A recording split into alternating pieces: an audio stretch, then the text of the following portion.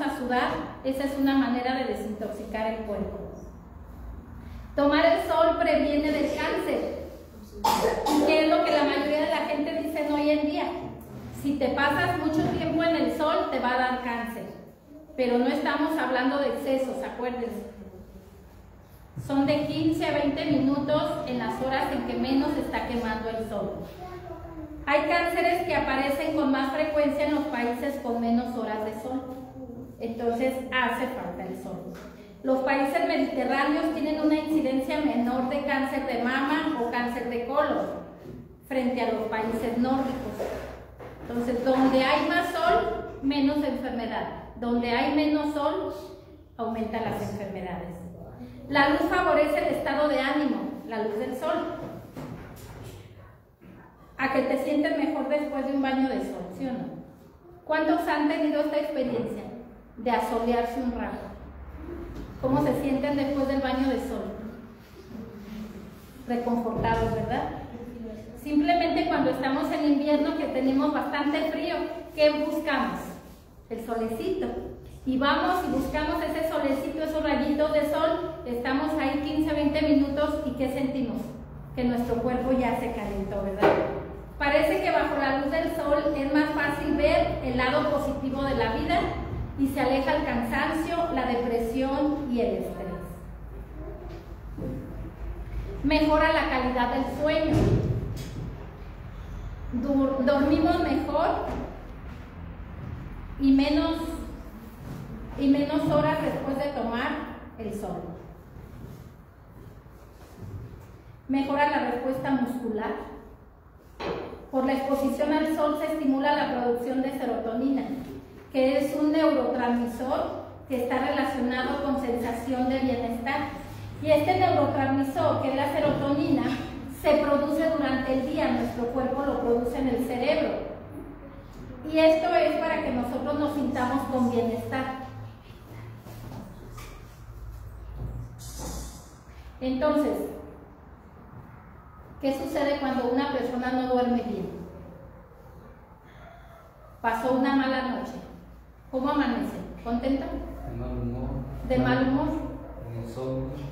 Entonces no hace que se produzca esa buena serotonina. La serotonina es la hormona de la felicidad.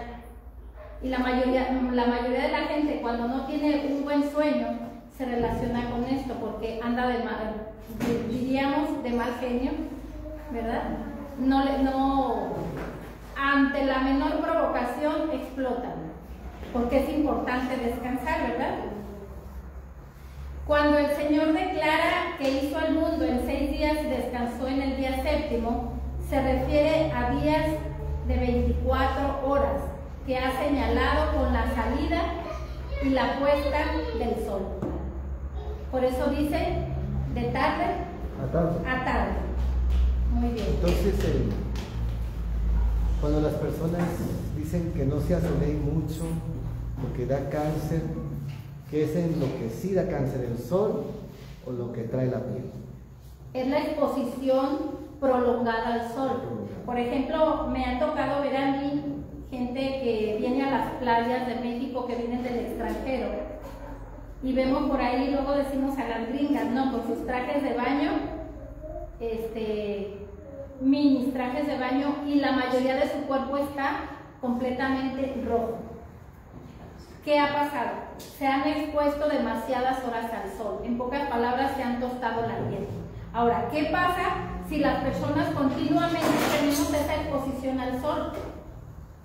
No negamos que puede haber un cáncer, porque los rayos del sol afectan, pero no en las primeras horas del día ni en la tarde cuando el sol está casi por ocultarse. Y estamos hablando de 15 a 20 minutos. Son tolerables. Ya si es más de 1 hora, 2 horas, pues ya estamos hablando de exceso. Y algunos están ofreciendo bloqueadores solares, todo eso. No necesitamos un bloqueador solar, porque entonces estamos interrumpiendo ese rayo que viene directamente a nuestra piel. De hecho, se recomienda que cuando tomemos estos rayos del sol, no usen ni desodorante, ni crema, ni nada. Es completamente limpios la exposición a los rayos del sol. ¿sí? Pero temprano y por la tarde. ¿Cuánto tiempo? El bloqueador sería ya cuando son las 12, ¿no? Las 12 a la 1, cuando está bien fuerte. Cuando ya está más fuerte el sol para bloquear un poco el rayo. O bueno, se usa sombrero, sombrilla, gorras. Manga larga y todo. Está bien. ¿Alguna otra pregunta? Con lo que tenga que ver con el sol. Entonces yo les hago una pregunta, ¿es importante el sol en nuestra vida? Muy importante. Definitivamente que sí. Recordemos que el primero de ellos es que si nosotros no tomamos sol, comienza a haber una descalcificación, ¿sí? Que luego se llama osteoporosis. ¿Por la vitamina D? Por la falta de vitamina D, porque el sol hace que el calcio se fije en nuestros huesos. Es el ayudante del calcio. Entonces no es lo mismo tomar el sol a que me den a mi calcio y me lo tome, porque eso lejos de beneficiarme me va a perjudicar. Al rato la gente anda con piedritas por ahí en los riñones, porque eso es lo que hace. Entonces, ¿qué mejor que tomarlo de manera natural? ¿Cuánto nos cuesta el sol? Nada. Nada. Todos todos tenemos sol, gracias a Dios. A menos de que al rato también ya no lo quieran cobrar, ¿verdad? Y ya por ahí andan Ya por ahí andan los paneles solares. Tiene un dueño. Sí, terrible, ¿verdad? Bueno, esto es en cuanto al sol. Y vamos a ver el siguiente remedio, que es el agua. ¿Cuántos tomamos agua natural? ¿Todos? ¿O por ahí le entramos a las aguas azucaradas o al refresco y demás? Dice aquí, estando sanos o enfermos, el agua pura es para nosotros una de las más exquisitas bendiciones del cielo. ¿Cómo es el enemigo? De verdad que yo a veces me da tristeza, me da coraje de ver cómo el enemigo se ha ensañado con la raza humana. Pero nosotros tenemos la culpa porque hemos caído en sus trampas, ¿verdad? Hoy la mayoría de la gente, y tristemente porque lo vemos, se va llegando la hora de la comida y siempre vemos los chiquitos pasar a la tienda y regresan con una coca de este vuelo, ¿sí? Para la hora de la comida. ¿Y dónde queda el agua? Este líquido vital que el Señor nos está hablando. ¿Qué contiene el agua? ¿Qué composición tiene el agua? Minerales, hidrógeno y oxígeno. Cosa que el refresco no nos lo va a dar.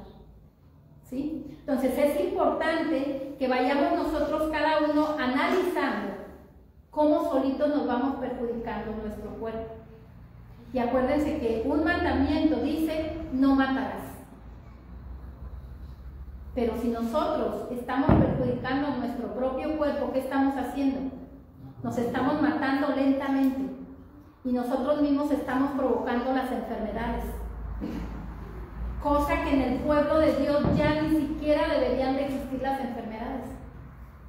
Porque desde hace muchos años atrás tenemos estos mensajes para tener buena salud.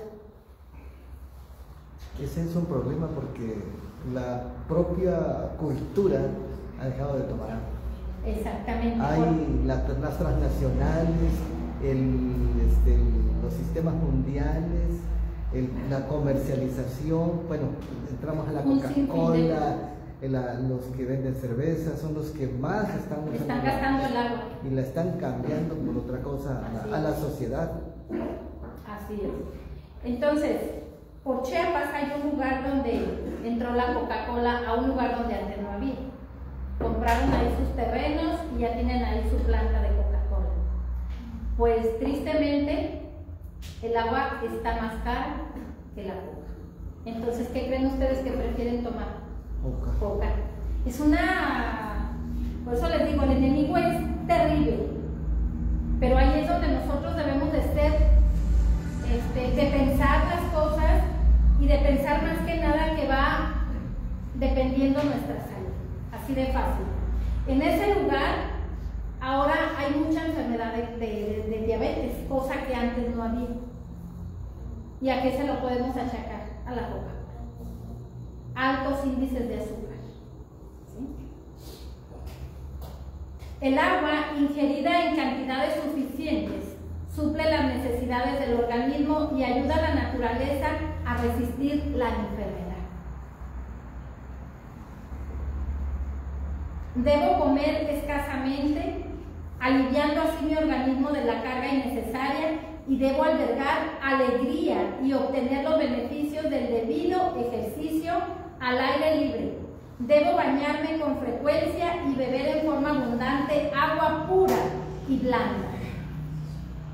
¿Sí? Con estos remedios que nos está aquí mencionando, la gente que lo llevemos a cabo vamos a sufrir de menos enfermedades. También por ahí conocí una amiguita mía que me decía, es que el agua no me entra. Así simple no me entra. No me sabe. No me sabe.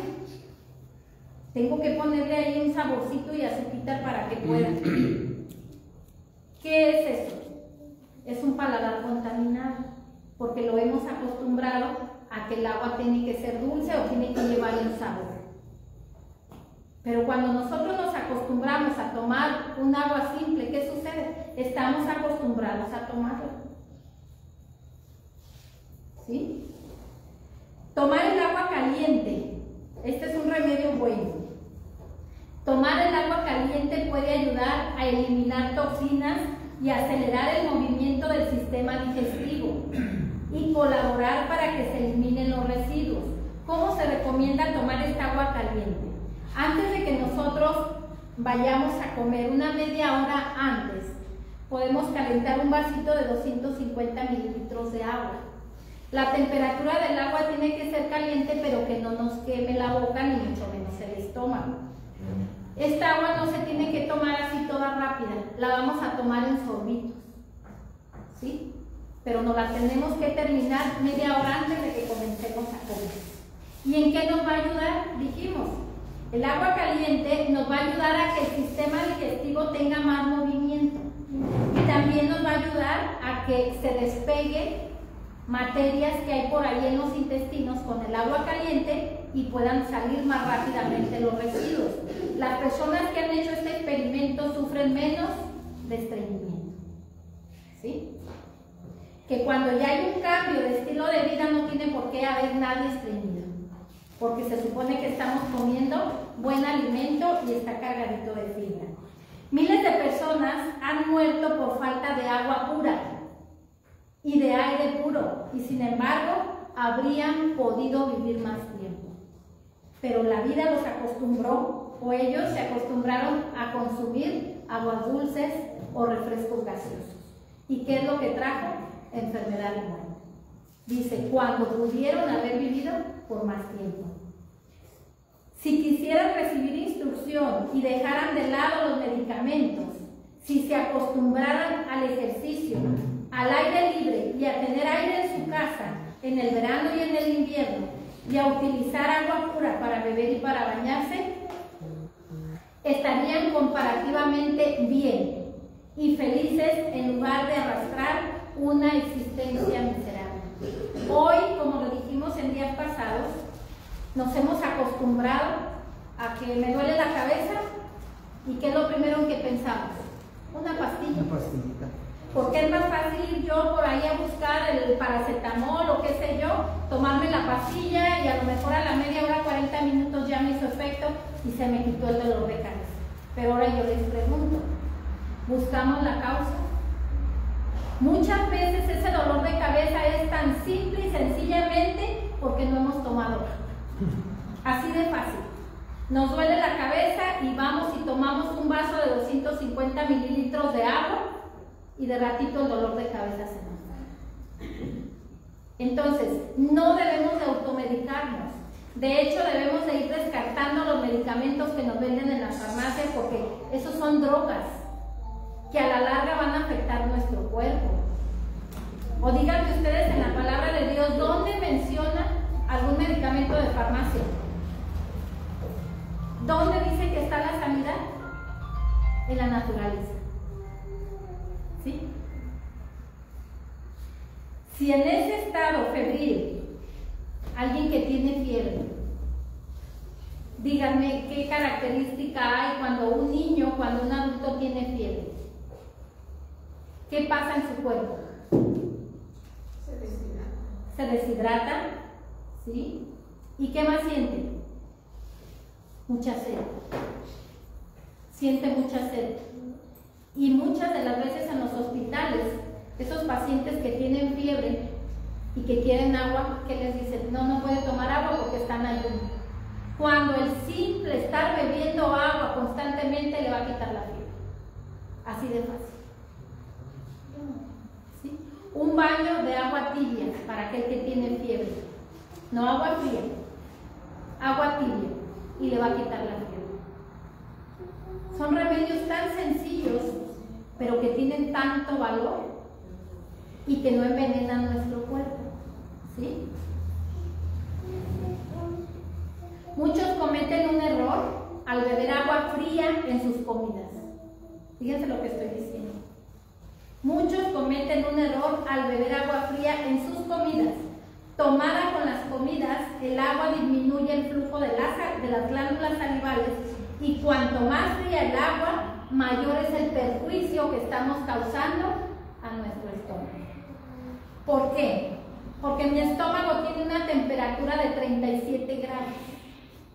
Y si yo tomo un agua fría, ¿qué va a pasar aquí en mi estómago? ¿Qué se imaginan? Hay un contraste, hay un choque. Y entonces, para poder digerir mi estómago, aunque sea simple agua, para poderla digerir tiene primero que entibiarla. Comienza a haber aquí movimientos para que se empiece a entibiar el agua. Y hasta que no la tiene a la temperatura aceptable de mi estómago, entonces la puede digerir. Ahora, ¿por qué no se debe de tomar agua o refresco o lo que sea con los alimentos? Ya dijimos aquí, porque va a detener la digestión. El cuerpo primero va a digerir lo líquido y después lo sólido. Entonces, si le estoy metiendo un refresco, un agua fría, ¿cuánto va a tardar en entibiarlo? Si ustedes ponen un agua fría en la estufa, ¿cuánto tarda en entibiarlo? 10-15 minutos. Y es en la estufa, con una flama fuerte. Ahora imagínense, el estómago no tiene un fuego allá adentro, tiene una temperatura con la que él trabaja. ¿Qué sucede? Pues va a trabajar en estar entibiando el agua y entonces la va a digerir y luego va a seguir con lo sólido. Entonces la digestión de durar 4 horas, ¿cuánto va a durar? 5 o 6 horas. Y apenas está terminando con esa digestión cuando ya le voy a meter más alimento. Y díganme, ¿en qué momento mi estómago descansó? Al estómago se le llama el órgano olvidado, porque casi nadie pensamos en él. Todo el mundo pensamos en comer, en tomar y todo, pero nadie se pone a pensar que el estómago está trabajando constantemente y que tarde que temprano se va a enfermar. Por eso es importante, decíamos ayer, es importante conocer la fisiología de nuestro cuerpo para ver la función de cada órgano y cada sistema. Y cuando yo me doy cuenta cómo lo afecto con esto o con aquello, ¿qué voy a hacer? Pues voy a cuidarlo. Voy a cuidarlo. Y si nosotros deberíamos de ser un pueblo que dure más años, longevo, pero como no hemos seguido las reglas que el Señor nos ha dejado, estamos ahorita confundidos con la mayoría de la gente. Podría sonar un poco fuera de lugar el hecho de no tomar agua durante la comida, pero alguna persona puede decir, no me pasa el alimento porque por eso tengo que tomar. Me hace falta agua. ¿Cuál es la respuesta que se daría en ese sentido? Y bueno, ya se explicó qué es lo que hace el agua con el alimento y que se debe evitar. Decíamos, ¿cuánto debe de tomar cada persona de agua? Su peso entre 7. Y el resultado que le dé son los vasos de 250 mililitros que usted debe de tomar al día. ¿Sí? Al día. Su peso entre 7. Y lo que le dé es lo que usted va a tomar al día. Ahora, ¿por qué una persona cuando va a comer siente la necesidad de tomar agua? Pues simple y sencillo, porque no ha tomado agua. No ha tomado agua durante el día y a la hora que va a comer le da la sed. Por ejemplo, una persona de 60 kilos es entre 7, ¿verdad? Su peso entre 7. 8 vasos de agua. 8 vasos de agua. 60 kilos. ¿De 250? De 250 mililitros. 2 litros. 2 litros. ¿Sí? Está Ya, fácil. ahora, ¿en qué más? Bueno, ahorita vamos a seguir viendo los beneficios del agua. En la pregunta que se está haciendo, cuando yo estoy comiendo, estoy segregando saliva. ¿Cuántas veces les ha pasado que en el simple hecho de ver una ensalada ya decimos, ya se me hizo agua a la boca? Porque así es nuestro organismo, reacciona con la mirada, con el olfato. Entonces, al ver yo un plato que se me antojó, empiezo a segregar saliva. Entonces, yo comienzo a comer y esa saliva me va a ayudar para masticar correctamente, hacer el bolo alimenticio y entonces tragarlo. No necesitamos agua para empujar el alimento. Lo que necesitamos es masticar Despacio. lentamente. Lentamente. Para que se pueda ese bolo alimenticio masticar bien y mandarlo con suficiente saliva para que no se quede aquí atorado y no se atora nada. Ahora, después de haber comido, ¿en cuánto tiempo ya puedo tomar mi agua? No. 1 hora. Y el mismo cuerpo nos lo pide, acostúmbrense y ustedes verán. Después de 1 hora de que terminamos de comer, empezamos a sentir esas necesidades de tomar agua. Sentimos mucha sed y entonces es el momento de ir a tomar el agua, pero 1 hora después o media hora antes, ¿sí? Es cuando se debe de tomar el agua. En los alimentos, no.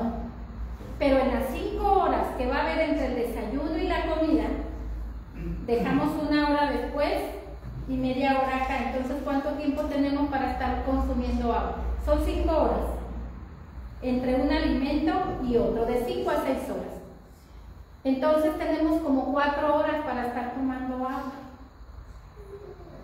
¿sí? Y eso va a evitar que nosotros estemos acostumbrados a tomar agua o líquidos en las comidas y vamos a cuidar más lo que es nuestro estómago.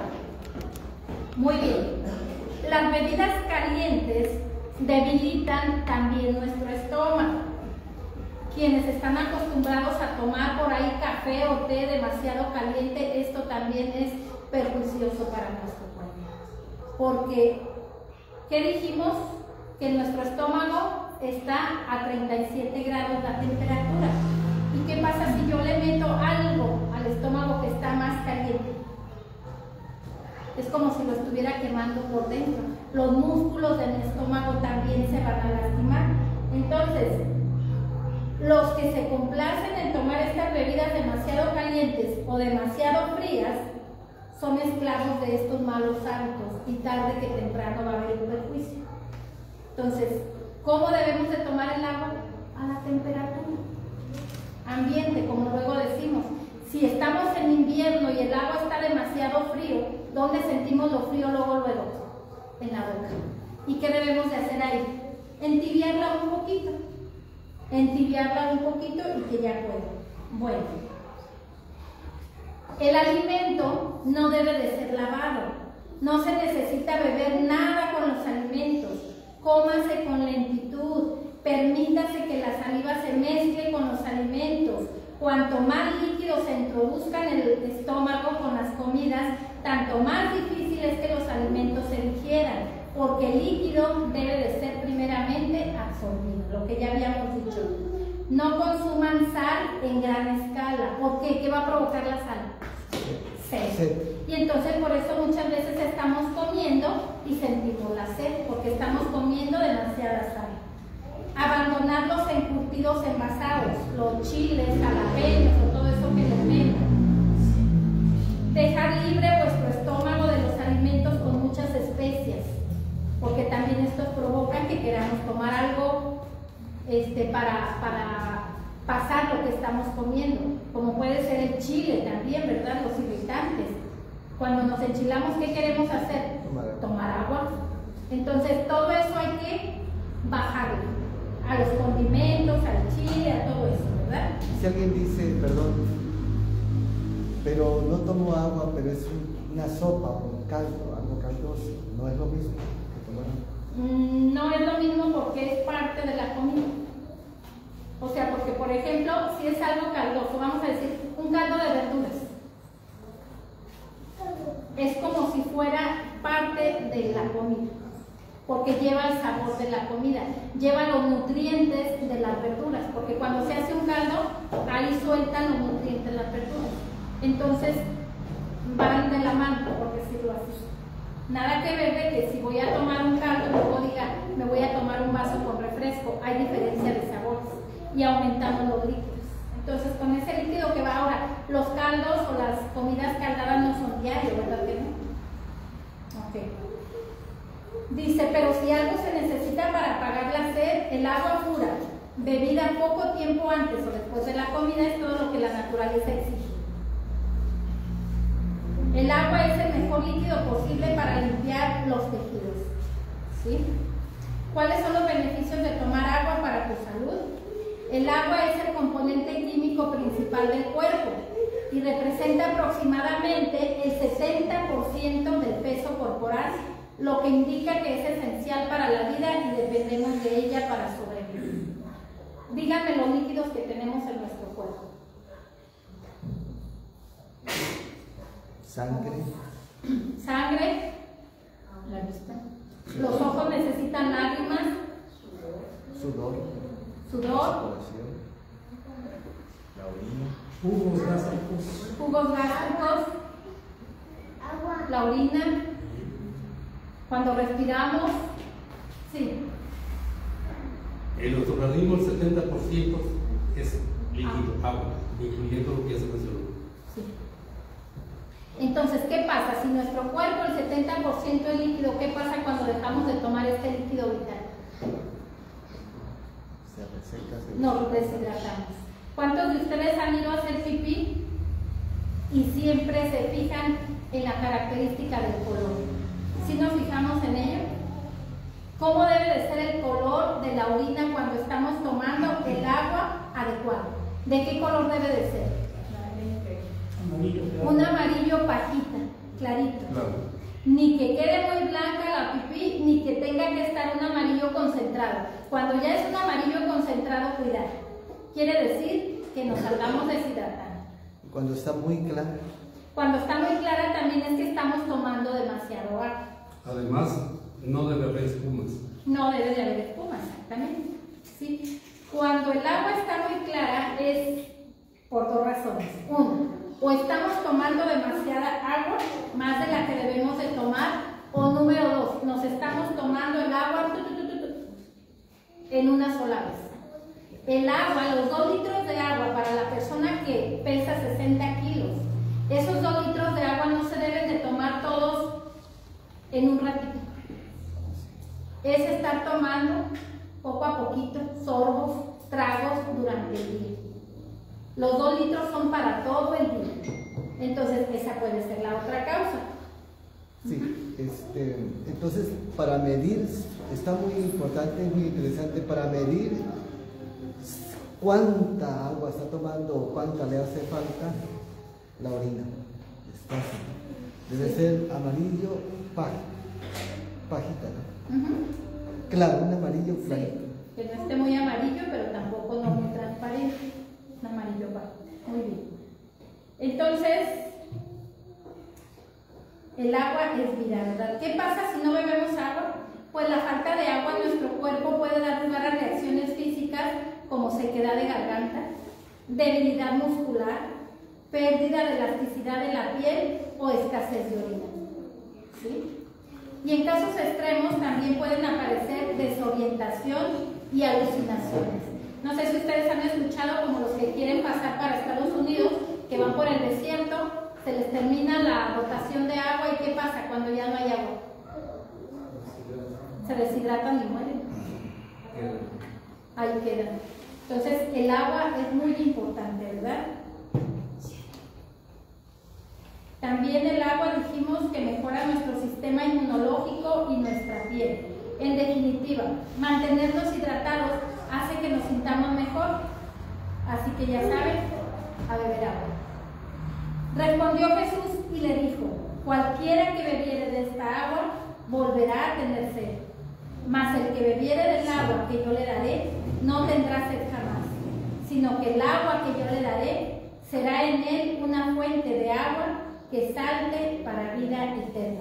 Amén. ¿Se acuerdan que habíamos dicho que cuando Dios sacó al pueblo de Israel por el desierto, les dio maná, que era el pan del cielo, pero también les dio agua de la roca que simboliza a nuestro Señor Jesucristo? Entonces, en esta noche, mi deseo y oración es que más que tomar el agua que es vital para nuestra vida física, tengamos que tomar esa agua viva que es el alimento espiritual. Amén. Amén. Que Dios les bendiga.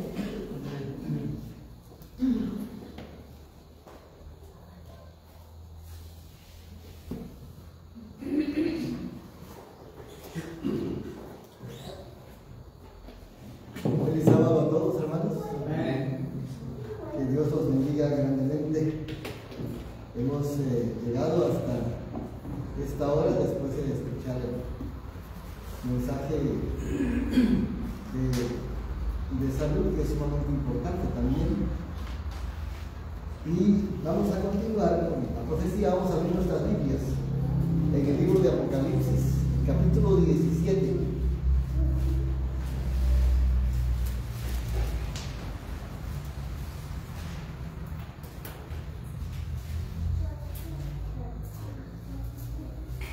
La palabra del Señor nos dice allí,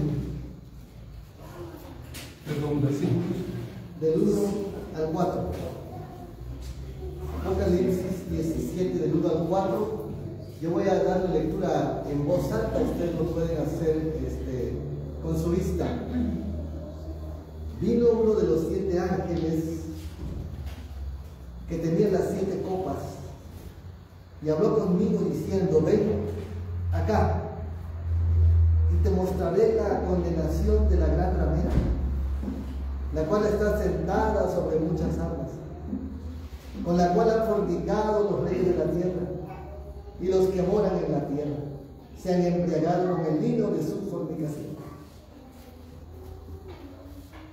Y me llevó el espíritu al desierto, y vi una mujer sentada sobre una bestia bermeja, llena de nombres de blasfemia, que tenía 7 cabezas y 10 cuernos.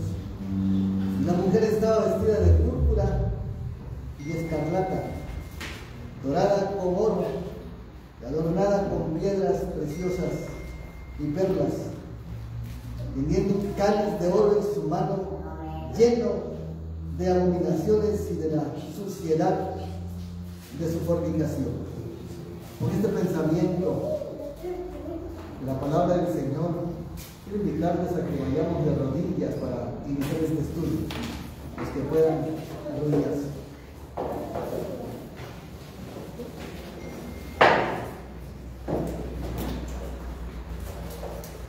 Padre nuestro que estás en los cielos, santificado sea tu nombre. Amén. Señor, te alabamos en esta hora. Te damos gracias por tu palabra, porque a través de ella tenemos la luz para caminar en las tinieblas. Amén. Gracias, Señor, porque a través de los profetas has dejado el consejo necesario para tu pueblo en el tiempo del fin.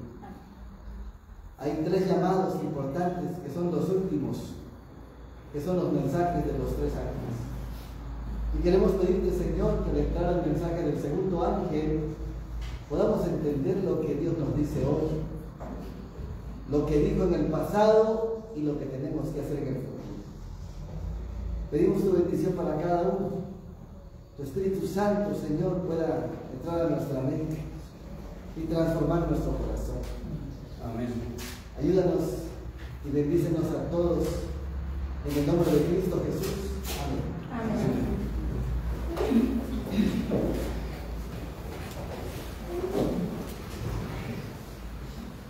En el capítulo 17 de Apocalipsis destaca un poder que se le llama ramera, que se sienta sobre muchas aguas, que hay una bestia bermeja con 7 cabezas y que al mismo tiempo contamina, se pervierte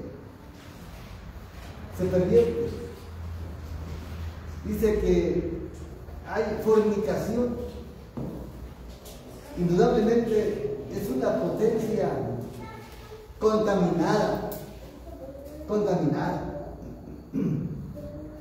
Lo más interesante que destaca el capítulo 17 del libro de Apocalipsis, que no es nuestro estudio esta noche, pero que sí es la referencia para entender el mensaje del segundo ángel. Es muy importante comprender que ese sistema llamado también Babilonia la Grande, lo dice Apocalipsis 17, representa un sistema en la tierra que ya pasó, pero que será. Y aquí hay algo muy interesante, pero yo quiero que se den cuenta de cómo trabaja el enemigo. El libro de Hebreos dice que Jesucristo es el mismo ayer, hoy y por los siglos. Y habla del testigo que fue, que es y será. ¿Amén? ¿Por qué? Porque el Señor es el Dios hoy, el eterno. Porque Él murió en la cruz del Calvario. Porque resucitó y viene por segunda vez. Pues también al enemigo le gusta ese proceso. Esa bestia que era y no es y será. La misma que se menciona en el capítulo 14 del libro de Apocalipsis, el verso número 8, que es nuestro estudio esta noche. Miren lo que dice allí. Yo estoy yendo un poco rápido por el tiempo, porque sabemos que el tiempo es breve. Ayer los que vinieron, que creo que fue la mayoría, estudiamos acerca del mensaje del primer ángel, y repito para los que están conectándose hoy, estos mensajes primero, segundo y tercero son los últimos que el Señor da de aquí hasta el fin del mundo. No hay más mensajes. ¿Tienen alguna pregunta del primer mensaje? ¿Tienen alguna duda del primer mensaje? Encierra el conocimiento del juicio, del evangelio y además de la ley de Dios en su día santo, el santo sábado. Eso es lo que encierra el mensaje del primer ángel: temer a Dios y darle gloria, porque la hora de su juicio es venida, y adorar a aquel que hizo el cielo, el mar y las fuentes de las aguas, que trae un mensaje de esperanza en el evangelio eterno. Eso sucede en 1843 a 1844, pero entramos al mensaje del segundo ángel. Y el mensaje del segundo ángel será desde 1844. ¿Qué sucedía en esa época tan interesante que ayer mencionamos? Que el mundo despertó a lo que había olvidado: a Cristo Jesús, a su venida, a la ley de Dios, al sábado. Todos estaban contaminados por ese sistema babilónico durante 1260 años, en el tiempo del oscurantismo. Entonces, ¿qué sucede aquí? En el llamado del segundo ángel encontramos que el Señor hace ese llamado desde 1844 para que las personas comprendan que hay algo puro, que hay algo recto, que hay una doctrina limpia, santa, y que no debe contaminarse con nadie ni con nada. El pueblo de Dios siempre ha sido singular, ha sido único, y en toda la trama de la historia de la Biblia encontramos que Dios le dijo a su pueblo: no hagan lo que hacen las otras naciones, no hagan como hacen los extranjeros, no practiquen lo que ellos hacen, no consulten a los muertos, no echen a sus hijos al fuego, no se mezclen las parejas de sus hijos con los extranjeros. El Señor quiso que su pueblo fuera especial, y el Señor es celoso. Pero cuán importante es este mensaje, que después que la gente supo que venía Cristo Jesús por segunda vez, ahora tenía que prepararse para encontrarse con Él. Y entonces el mensaje del segundo ángel nos da un llamado a separarnos de lo contaminado, a salir de la idolatría, del paganismo. ¿Me explico?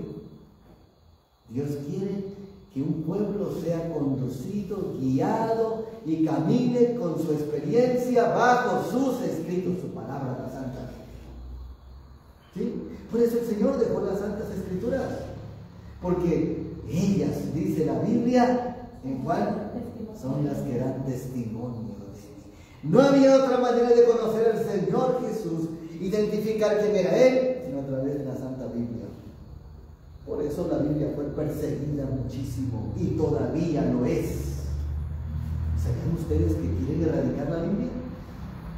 Hay un documento muy importante que fue encontrado en Israel, y eso yo ya lo entendí hace años. Y ahora ese documento, dice, ya lo revisaron todos los eruditos, los arqueólogos. ¿Y saben qué dicen? Que está al nivel de la Biblia. Curiosamente, esos escritos que dicen que están al nivel de la Biblia contradicen las escrituras actuales. Ya la profecía señala o señalaba que la Biblia sería quitada del pueblo. Por eso yo les aconsejo algo esta noche. Si tienen su Biblia, cómasela.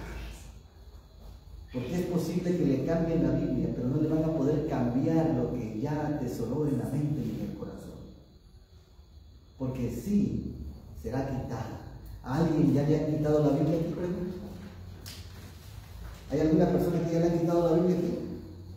¿Saben una cosa? Lo más curioso es que ya se las quitaron y muchos no se han dado cuenta. En el pasado, la bestia que surge del abismo, ayer mencionamos eso, que quemaba las Biblias, la quitó. No había más que la razón. Y terribles situaciones vivía gente que no maneja los principios de Dios, vive de cabeza y en promiscuidad, en pecado y en perversidad. No hay Biblia, no hay ley, no hay orden, no hay juicio, hay pura maldad y muerte. Los países, quiero decirles esto, hermanos, que no manejan la Biblia, que no creen en Dios, su promedio de vida son 22 años. ¿Por qué razón? Por la tanta maldad y el desorden que hay. Y aparte de esos países, el mundo está entrando a una dimensión de vivir sin palabra de Dios. Y es muy triste. Y todos se llaman cristianos. Pregunté si alguien de aquí les habían quitado su Biblia, nadie me ha dicho si se la han quitado. ¿Se la han quitado o no se la han quitado? Es que no ha llegado el tiempo. No ha llegado el tiempo. Físicamente no. Físicamente no hay nada. ¿Qué más? Físicamente no, pero no, nos han transformado, la cultura nos ha ido llevando a otras distracciones que nos apartan de la palabra de Dios. Bueno, muy interesante lo que dice, sí. Están quitando la Biblia porque las nuevas versiones están cambiando. Gracias. A ese punto que llegué, es posible que no le arrebaten su Biblia, no se la den, pero sí se la están cambiando. Efectivamente, en ese sentido, físicamente, desde luego que no. Pero sí va a llegar el tiempo y tal vez nosotros, los de más edad, no lo veamos, pero físicamente va a ocurrir. Pero en el sentido espiritual, se han modificado y lo estamos viendo en muchas versiones. Quiero decirles algo. Ya le están quitando a nuestra vez. Ya la Biblia está siendo quitada y la gente hasta paga por eso. Porque cuando van a las librerías, ¿cuántas versiones de la Biblia hay? Se encuentra Biblia del niño, Biblia de la niña, Biblia de la quinceañera, Biblia del joven, Biblia del anciano, Biblia del pastor, Biblia del hombre. ¿Cuántas Biblias hay? Cuidemos nuestra Biblia y alimentémonos diariamente de ella, porque ya vamos a ver todo lo que ha pasado y lo que hizo el enemigo en la Edad Media para poder quitar la Biblia, y la quitó y puso la tradición encima de la Biblia. Por eso hoy la gente cree en cualquier cosa. Y perdón, yo no voy a criticar, pero sí quiero decirles algo muy importante. Cuando la gente le da más prioridad a la tradición Entonces puede inventar un santo, puede inventar un Dios, puede inventar una denominación y puede inventar cuanta creencia le venga a su cabeza. Más de 4.200 religiones. Hermanos, ya está siendo quitada la Biblia. Es importante, hermano, es importante algo. Consejo: busquemos las Biblias más antiguas. Las más antiguas. La Nácar Corrupta, la Nueva Biblia Española, la Sagrada Biblia, que estoy hablando de las católicas. La Biblia del oso. La del oso, perfecto. ¿Sí? La que yo tengo, que es la antigua versión Reina Valera 1909, que son, aunque su lenguaje es un poquito complicado, a veces no entendemos alguna palabra, es el más puro.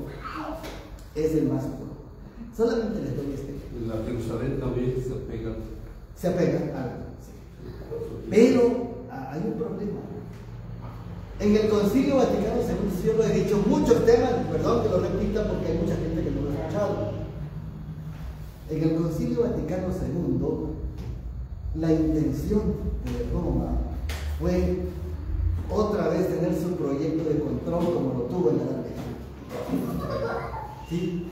Como lo tuvo en la Edad Media, monopolizar las denominaciones, lo que hoy se llama movimiento ecuménico. Pero para poder hacer eso, una de las claves importantes fue controlar la Biblia. Entonces, ¿qué hizo el Vaticano II?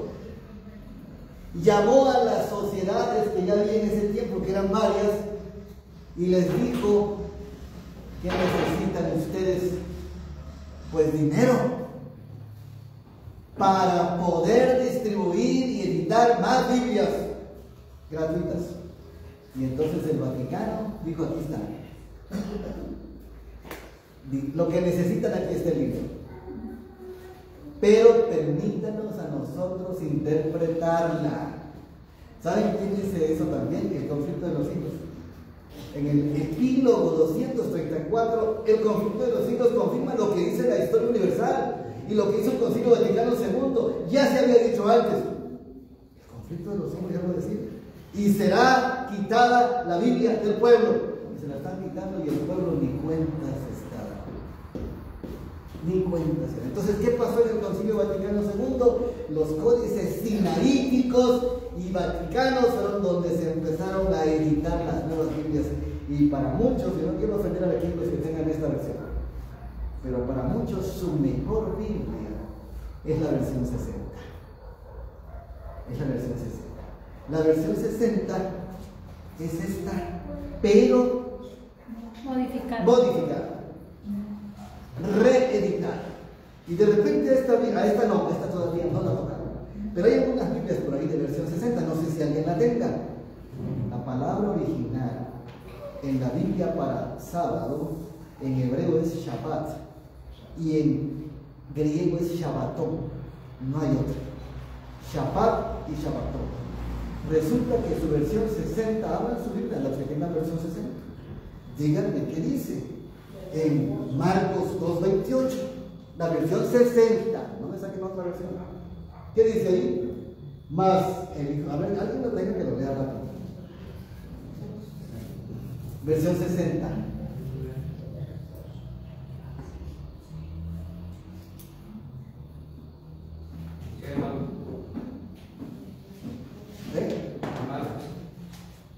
Marcos 2:28. 2:28. En la versión 60, ¿qué dice? Supongo que debe ser. Por tanto, el Hijo del Hombre es Señor aún del día de reposo. Muy bien. ¿Por qué dice reposo y no dice sábado? Lo cambiaron. Así dice: por tanto, el Hijo del Hombre es Señor aún del sábado. ¿Qué versión es su? 60. No, ha de ser Gómez Esa Valera. debe ser 2000 o versión Valera. Valera La Gómez. Reina Valera. ¿Eh? Esa es la Reina Valera. ¿Qué versión es? No, que comenta la hermana. Sí.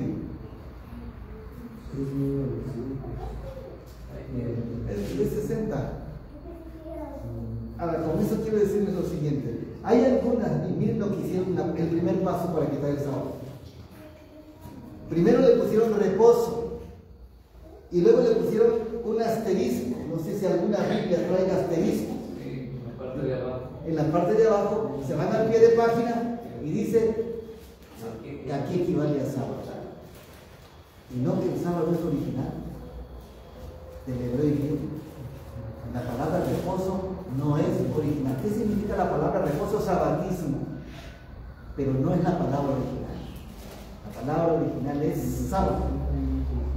Ayer dijimos cosas interesantes acerca del día sábado y las hemos de decir hoy mismo. Pero con este ejemplo quiero decirles lo que hizo el Concilio Vaticano II. Quitó el sábado. De tal manera que cualquier denominación que esté leyendo reposo lo adjudique al día que más le convenga. Y le adjudique al día de donde viene. ¿Podemos defender el sábado con la 60? Cuando le decimos a los que les damos estudios bíblicos, no, aquí es sábado. No, es lo que dice, lo que está escrito es reposo. ¿Me explico? Entonces, muy importante, y no solamente eso, hermano, muchas otras cosas más tiene la 60. Ya luego se puede ver en detalle. ¿Sí, hermano? Sí, efectivamente lo que leyó el hermano dice la palabra del Señor. Perdón, te perdí el 28, ¿verdad? Dice, por tanto, el Hijo del Hombre es Señor aún del día de reposo. Y sí tiene asterisco. Y el asterisco dice, equivale a sábado. Entonces, lo que yo entiendo aquí, en esta parte del asterisco, es que se refiere al antiguo pacto. Y estamos en el nuevo pacto. Es decir, estamos en la ley regia, la ley del amor, a partir de la muerte de Jesucristo, ¿cierto? ¿Cierto? Es que allí habla... No, permítame. Quiero decir que es lo que yo entiendo. Bueno, sí, está bien. Sí, que es el reposo es equivalente a lo del antiguo pacto. Bueno, El Antiguo Testamento, pues. ese es otro tema, quiero explicarlo. Allí se refiere al día semanal, que es el séptimo día. ¿Sí? Vamos a Ezequiel 20:20. Podemos ir a Éxodo 28 al 11. Todos estos principios donde se menciona el sábado es lo de Génesis 2, 1 al 3, que habla del séptimo día de cuando concluyó la creación. ¿Sí? No habla de los pactos, sino del día que el Señor terminó. Aparte, están los 7 sábados. Ese es otro tema. Los 7 sábados ceremoniales que caían en cualquier día sí están en el antiguo pacto. Así. Porque el sábado séptimo mencionado, donde ya dijimos, están en la ley de Dios. Y eso no cambia. Hermano, sí, efectivamente ahí es donde está el no entendimiento de algunos hermanitos, porque al haber un descanso de los judíos, también era sábado. ¿Sí? Entonces, o sea, cuando ellos reposaban se llamaba sábado. Pero hay 2 tipos de sábado. El sábado que es semanal, ¿sí? Y el sábado que eran de ceremonias, que inclusive caían entre semana y también eran sábados. ¿Sí? Pero esos eran otros sábados que se llamaban o que hacían ceremonias. Así es. Ahí es donde está la diferencia. Ese es otro tema. Solamente estamos haciendo referencia para... Yo, la verdad, yo estoy yo admiro mucho un pastor, no sé si lo han visto, se llama Miguel Ángel Ortiz. Él era pastor de la iglesia Pentecostés y tenía demasiados pastores a cargo de él, ¿no? Y este hermano ahora defiende el sábado como ni se imaginan. Muchos pastores pentecosteses han abrazado el sábado. Ya lo han entrevistado pastores pentecostés, presbiterianos, metodistas, y están aceptando el sábado. Y él les dice, ¿y a dónde nos vamos? Entonces, le dice, váyanse a la iglesia adventista porque es la verdadera, tiene muchísimo conocimiento de esta iglesia como ni se imaginan. Y la verdad sigue hablando y ahorita está hablando de profecía, de en contra, o sea, no en contra, sino pues como en Apocalipsis 7, ¿no? De la bestia, de Apocalipsis 13, de la segunda bestia, de Estados Unidos. Es un hombre de verdad que dijera vale la pena y sus sermones son de 40, 50 minutos, sí, no son de más. Y mucha gente lo está viendo porque dijo, la verdad se están convirtiendo porque dijo Dios, dice el Espíritu Santo lo está haciendo. Gracias. Quiero decirles algo en el tiempo que me quede, que veremos cosas extraordinarias en nuestra vida. Y a pesar de que la talla hacia la verdad va a ser dura, el Señor tendrá a sus agentes en distintas esferas a poder hacer frente a este terrible conflicto cósmico entre el bien y el mal. A eso es lo que vamos a tratar hoy y mañana. Cierro esta parte en relación a las Biblias. Busquemos las más antiguas. Número 1. Y número 2, evitemos las modernas. Si ustedes van a las modernas, yo os hablo la Biblia de latinoamericana, la Biblia para todos, ¿sí? Y hay un montón que no, la NBI, interesantísima Biblia para no acercarnos a ella. El enemigo infiltró las Biblias ya. Entonces tenemos que ir a lo más cercano al original, ¿sí? Porque quitamos la Biblia y la verdad y quedamos en las tinieblas otra vez, como pasó en la Edad Media, ¿sí? ¿Cuál fue el llamado del Señor en 1844 ante esas denominaciones que venían arrastrando lo que había hecho Babilonia 1260 años? Estaban contaminadas porque no tenían las escrituras. Vayamos al mensaje del segundo ángel, Apocalipsis 14:8. Miren lo que dice la palabra del Señor. Es un solo texto y voy a abreviar todo lo que hemos de decir para que no salgamos cantando. Dice la palabra del Señor, mensaje del segundo ángel, y otro ángel le siguió diciendo: ha caído ¿quién? Babilonia. Babilonia.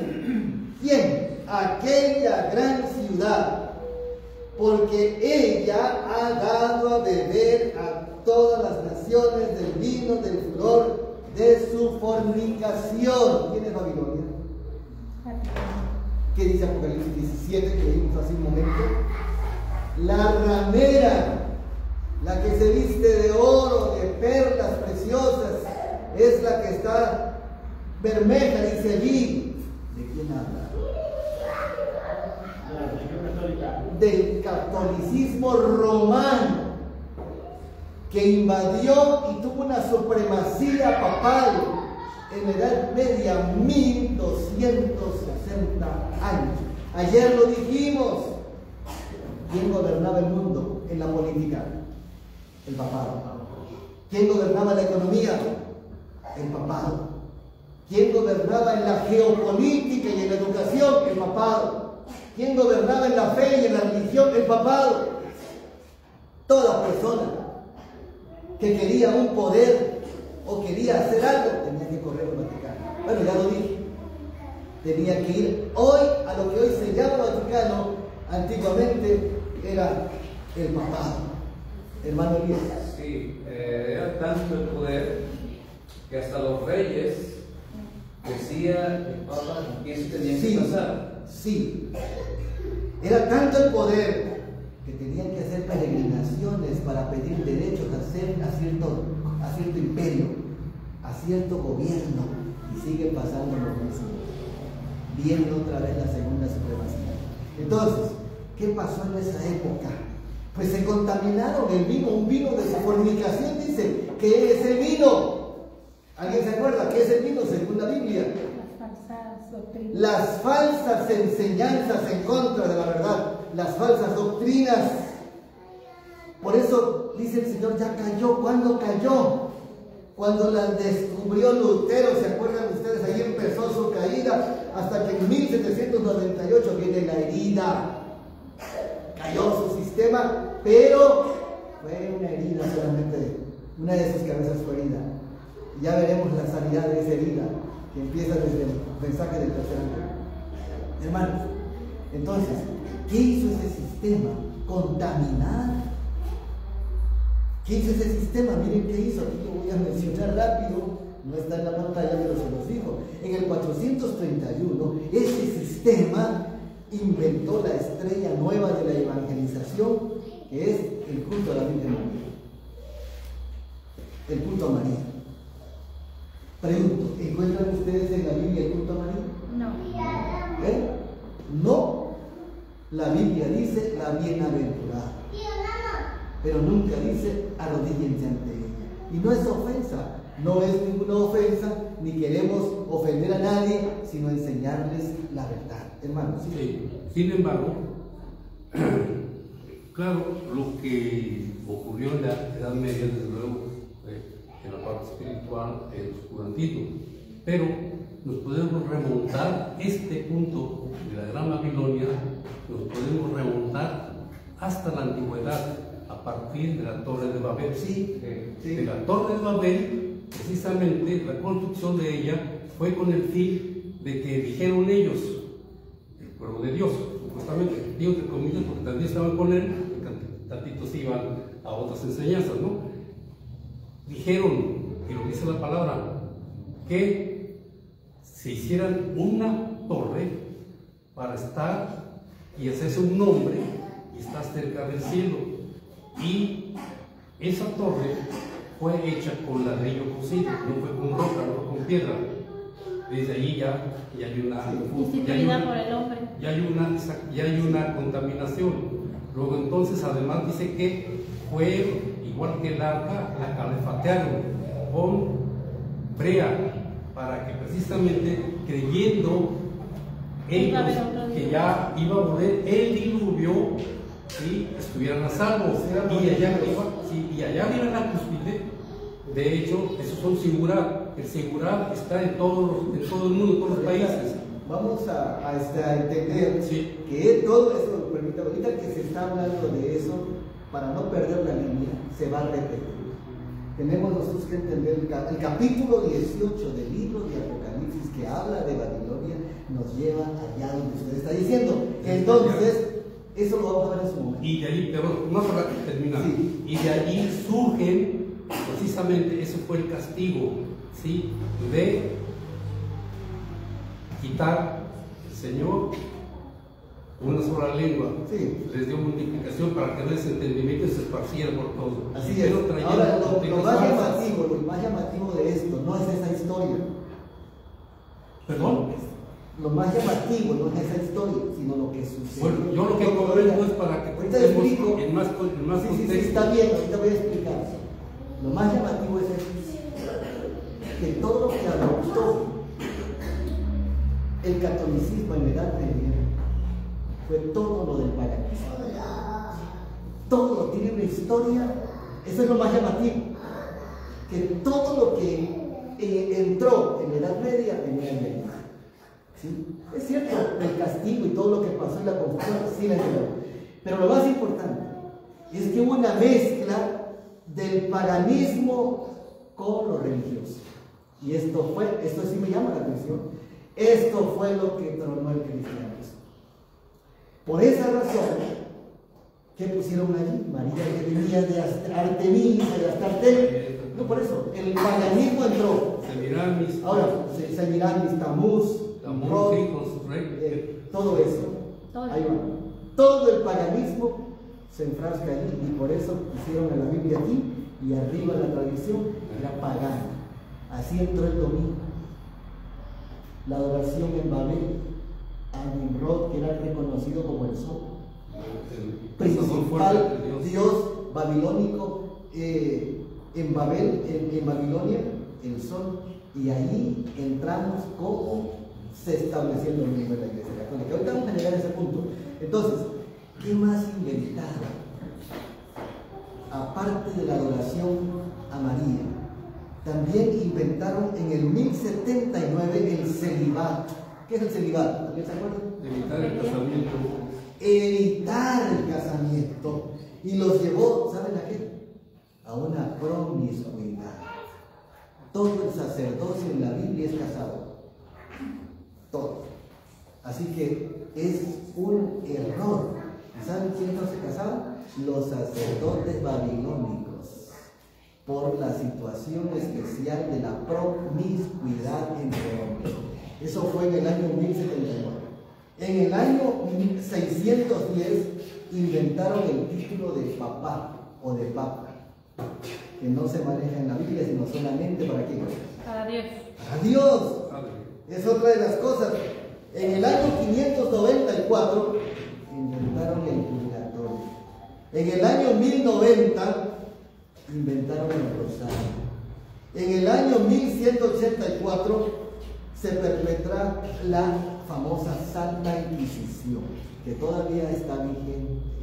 En 1190 se impone la venta de indulgencias. ¿Ustedes saben qué es una indulgencia? La compra de salvación. La compra de salvación y la venta de pecado.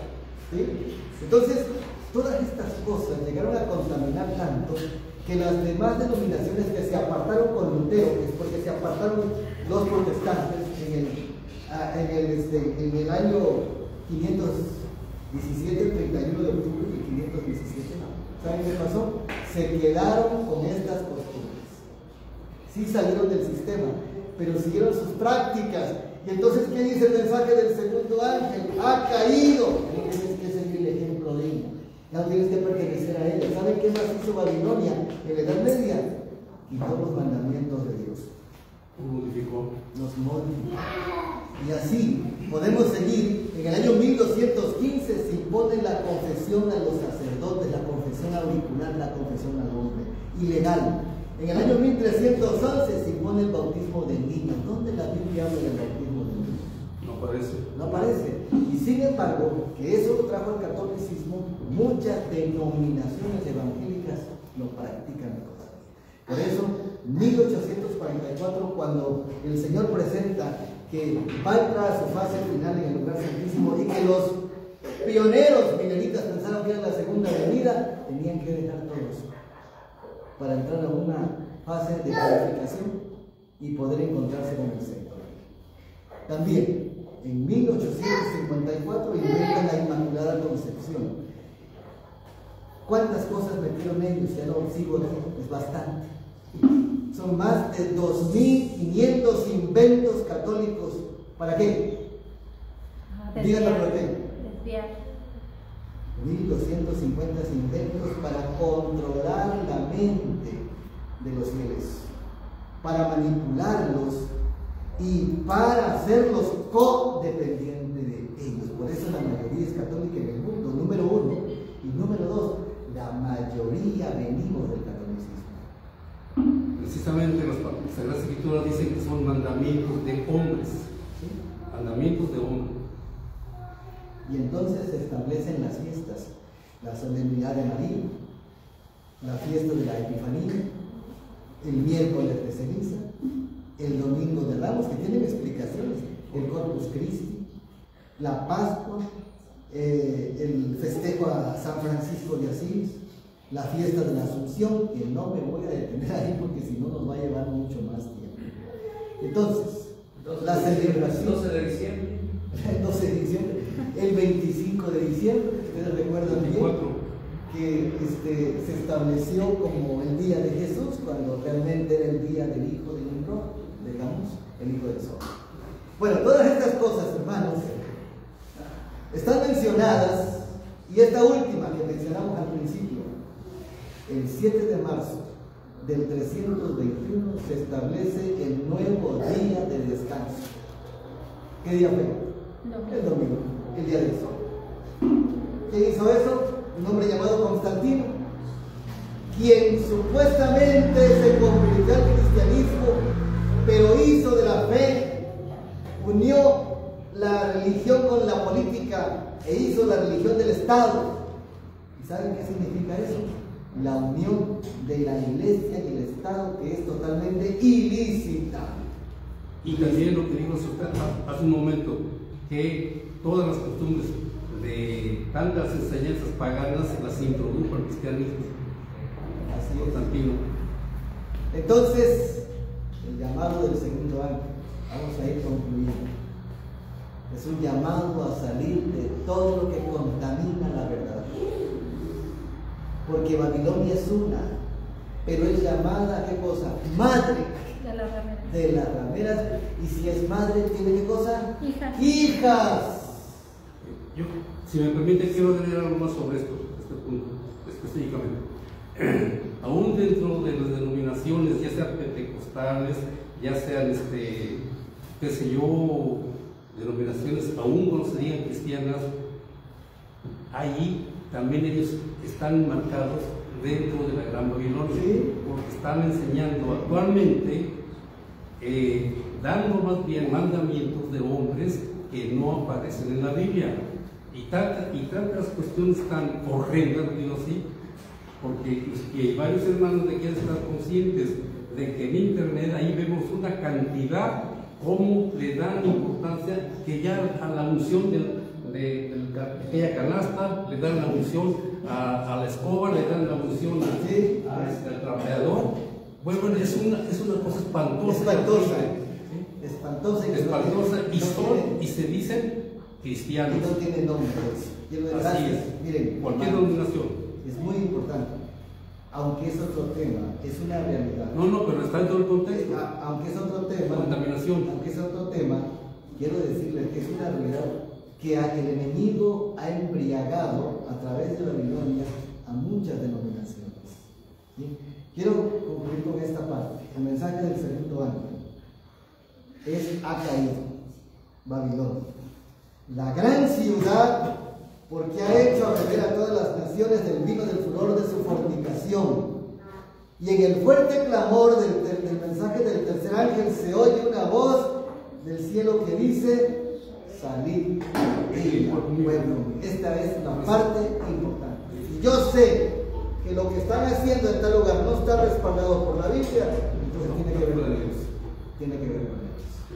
¿Sí?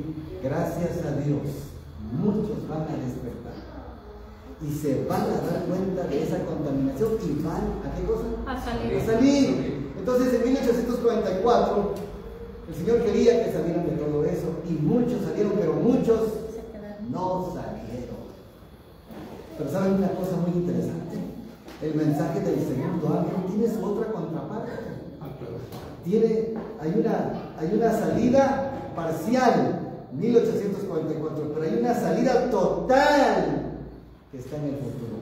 Apocalipsis 18:4. Salid de ella, pueblo mío, para que no seáis partícipes de sus pecados, ni recibáis partes de sus plagas, porque sus pecados han llegado hasta el cielo, y Dios se ha acordado de sus maldades. Apocalipsis 18:4. El mensaje del segundo ángel anuncia una apostasía, anuncia que hay una gran contaminación. El mensaje del segundo ángel anuncia que hay que identificar lo falso, hay que identificar la mezcla de lo sagrado con lo profano, que Dios tiene una iglesia pura y recta que no se contamina con nada ni con nadie. La idolatría, el santoral, el purgatorio, el infierno y tantas otras cosas que vienen allí, como el asunto de las joyas, las realezas, los poderes, porque se viste de oro y se viste de perlas, todas esas cosas ostentosas. Hay que salir de allí, en la vida, en el sistema de la congregación y en lo personal también. Eso es lo que nos indica. Apocalipsis 17:5 nos dice que Babilonia es la madre y tiene sus hijas. ¿Quiénes? Las que todavía respaldan sus costumbres paganas. Entonces, hay un indicativo muy importante. Tenemos que salir de todo eso. La mayor parte del pueblo de Dios está en Babilonia. ¿Sabían ustedes eso? Eso es algo muy importante. ¿Qué significa? Es que la mayoría del pueblo de Dios todavía está en Babilonia. de que todavía hay mucha gente sincera, de corazón, que aunque no ha estudiado, no ha leído, no ha escuchado, quiere hacer lo correcto. Y aunque la poquita luz que tiene, la practica. Pero cuando conozca a quién lo llama, quién le llama, y abra las escrituras y descubra los errores que tiene, van a salir. Amén. La mayoría están aquí. Yo dije algo ayer y lo repito hoy. La Iglesia Católica o los católicos no son nuestros enemigos. Pronto se van a unir al mensaje. Amén. El problema del catolicismo no son los fieles, es el sistema que lo gobierna, esa ramera, ese poder de apostasía que es Vaticano actualmente, que se ha corrompido y que no representa a la Iglesia Católica. Yo quiero decirles que el Vaticano no representa a la Iglesia Católica. El Vaticano representa un poder político, económico y ecuménico. ¿Sí? No representa. Entonces muchos, por la misericordia de Dios, van a salir de ahí. Por esa razón, nosotros que conocemos esta verdad, tenemos que salir a proclamarla. Tenemos que enseñarle a nuestros vecinos, a nuestros familiares, a nuestros amigos, a los conocidos. Y como ya el tiempo es corto y es el último mensaje, los 3 últimos que el Señor da, urge que nosotros digamos y advirtamos a la gente de dónde están, para que el Señor las ayude a salir de allí y estén en la plataforma de la verdad presente. Hermano Luis. Sí, ahí dice que se tiene que hacer a gran voz. Alta voz. Voz en cuello, dice la palabra. En alta Habla voz. voz en cuello, no se Voz la en cuello. Sí. Con fuerza. Así que el vino de Babilonia representa las falsas enseñanzas y doctrinas antibíblicas. Tenemos que hacer un llamado para que de ahí salgan y salgamos nosotros. Porque las prácticas babilonias pueden estar en cualquier cristiano que todavía tenga nexos con el paganismo, la mundanalidad. Dios tiene una iglesia pura, santa. Eso es lo que representa la iglesia verdadera en el libro de Apocalipsis. Esa es una de las características. Hermanos, esta noche, que el Señor nos ayude a salir de todo lo que contamina la verdad del Señor. Amén. Que nos ayude a volver a su palabra pura y aplicarlo en nuestra vida hoy y siempre. Amén. Amén. Amén. Vamos a cantar un himno para finalizar. Cantamos el 199. Salió.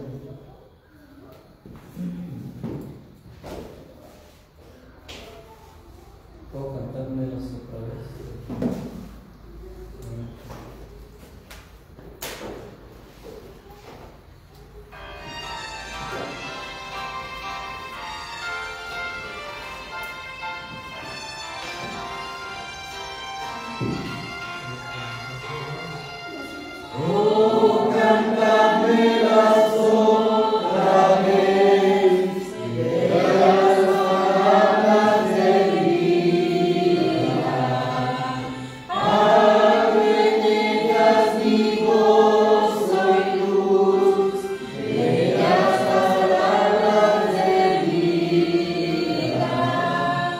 Sí, de luz y vida.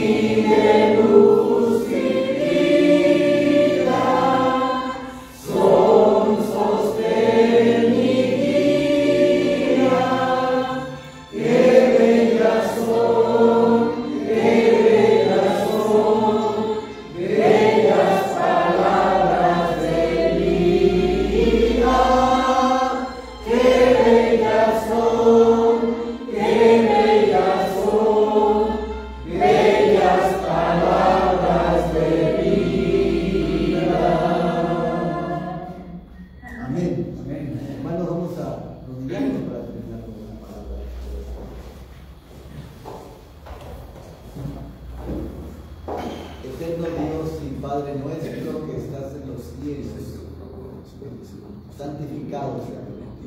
Amén. Señor, te damos gracias porque tu palabra nos guía. Un escrito está. De acuerdo a su contexto y el llamado de esta época hoy, Señor, con la verdad presente, lo que el mundo necesita es salir de la contaminación, salir de la idolatría, del paganismo y también del vino que ha dañado, que ha emborrachado a muchas denominaciones, el vino de Babilonia. Aún allá hay gente sincera, Señor. Te pedimos que bendigas a aquellos que tienen que despertar. Y te pedimos que nos bendigas a nosotros para que vayamos y les ayudemos. Amén. Suplicamos, Señor, que derrames tu Espíritu Santo sobre esta iglesia. Amén. Para que podamos comprender tus verdades, tu llamado final, que desde 1844 se empezó a hacer el llamado a salir de todo lo que no está escrito en tu palabra. Ayúdanos y permite que nosotros también seamos transformados, salgamos totalmente del mundo y entremos a la dimensión de la obediencia a tus mandamientos. Amén. Que este segundo llamado nos ayude a entender que Cristo viene pronto. Amén. Que su amor es tan grande que nos indica dejar el error y aceptar la verdad. Bendice a tus hijos, a cada familia que te representa. Concédenos tu gracia, tu misericordia, la luz de este tiempo en la verdad presente. Falta un tercer mensaje, pero que este segundo nos ayude a envolvernos en el mensaje del tercer ángel, que es el último mensaje de misericordia. Amén. Nos colocamos en tus manos divinas en este día santo. Bendice a todos los presentes y llévalos con bien a sus hogares. Amén. Y que en este día santo podamos recibir las revelaciones que tú nos das en preparación para tu segunda venida. Sé con todos en esta noche. Bendícelos siempre. En el nombre de Cristo Jesús. Amén. Amén. Amén. Hermanos, que Dios les bendiga. Feliz sábado a todos y buenas noches. Amén.